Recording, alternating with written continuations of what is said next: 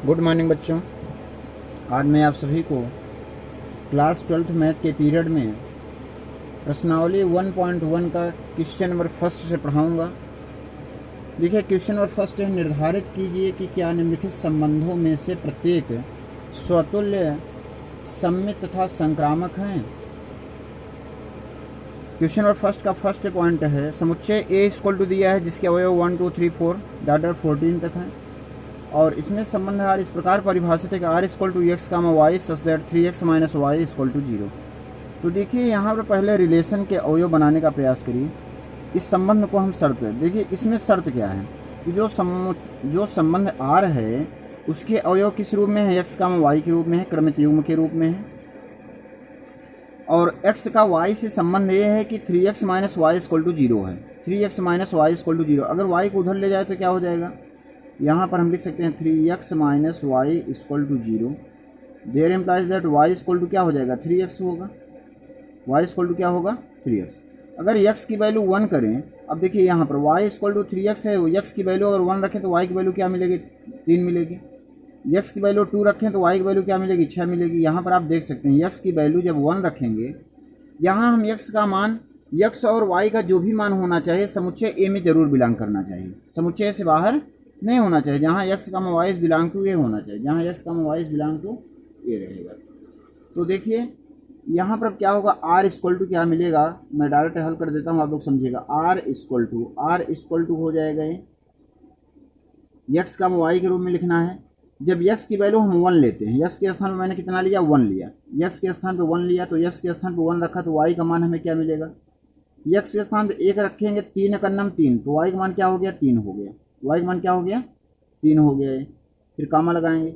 जब x के स्थान पे 2 रखेंगे, x के स्थान पे यहाँ कितना रखते हैं, 2, तो जब x के स्थान पे 2 रखेंगे तो y का मान हो जाएगा 3 दूना 6, 3 दूना 6 हो गया। इसी प्रकार जब x के स्थान पे 3 रखेंगे, तो जब x के स्थान पे 3 रखेंगे तो y का मान होगा 3 त्रिका 9। इसी प्रकार अगर x के स्थान पे हम 4 रखें तो 4 तिहाई हो जाएगा, y का मान हो जाएगा 12। अब देखिए अगर 5 रखें तो 5 पे रखे y का मान हो जाएगा 5 तिहाई 15, जो कि 15 समुच्चय ए में नहीं है, अतः y का मान हम 15 नहीं ले सकते हैं। फिर समझिएगा इसके आगे, x का मान 5 रखने पर, x का मान 5 अगर रख दें यहाँ पर तो y का मान क्या मिलेगा, 5 तिहाई 15 मिलेगा, जो कि 15 समुच्चय ए में कहीं भी नहीं है, 15 समुच्चय ए का अवयव नहीं है, तो y का मान हम 15 नहीं ले सकते। जब y का मान 15 नहीं ले सकते तो उसका संबंधित अवयव x का मान हम 5 भी नहीं ले सकते हैं। तो हमारा ये संबंध बन गया। अब इस संबंध में देखिए क्या है, स्वतुल्य है।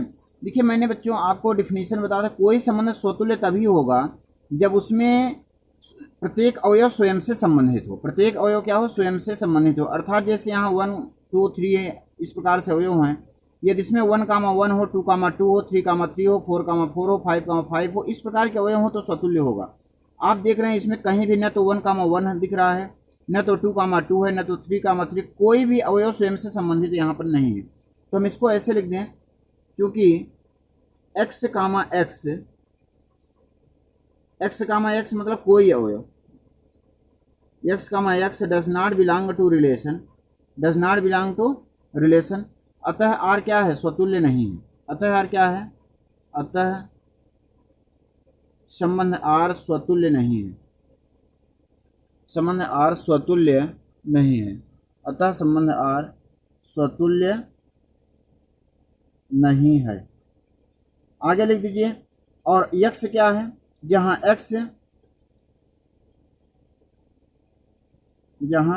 x every for x belongs to A, जहां x हमारा क्या है, समुच्चय ए का प्रत्येक अवयव, x के स्थान पर समुच्चय ए का प्रत्येक अवयव ले सकते हैं।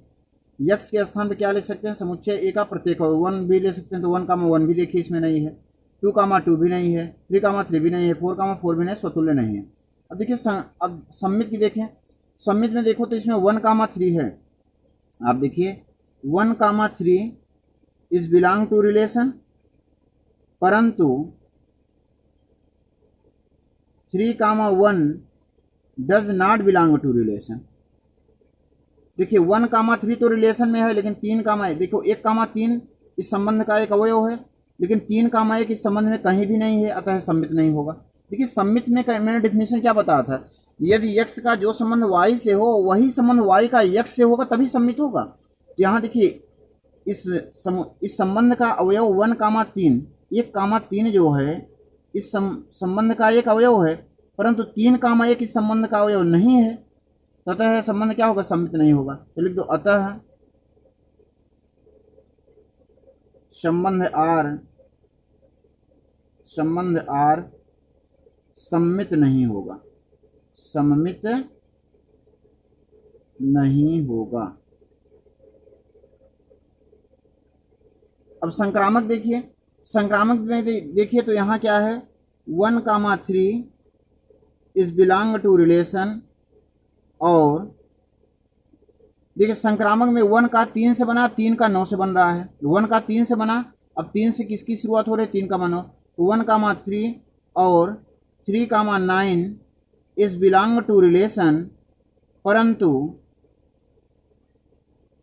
अब देखिए संक्रामक तभी होगा जैसे 1 से 3 की इमेज मिल गई। 1 से 3 1,3 इस रिलेशन में है, उसके बाद 3,9 भी इस रिलेशन में है। अब अगर ये 1,9 भी इस रिलेशन में हो जाए तो यह संक्रामक हो जाएगा। मेरी बात समझिए, संक्रामक में ये जो संबंध x का y से हो वही संबंध y का z से हो, लास्ट में अगर हम दिखा दें कि वही संबंध x का z से है तब संक्रामक होगा। जैसे जो संबंध 1 का 3 से है वही संबंध 3 का 9 से हो जाए, और वही संबंध हम दिखा दें कि वही संबंध 1 का 9 से भी है, तभी संक्रामक होगा, अन्यथा संक्रामक है नहीं होगा।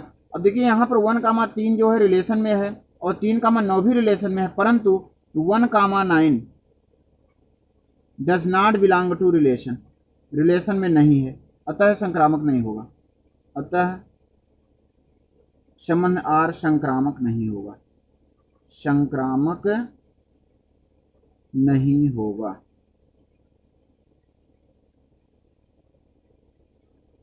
तो यहाँ पता चल गया कि दिया गया संबंध है R न तो सतुल्य है, न तो सम्मित है, और न ही संक्रामक है। अब देखिए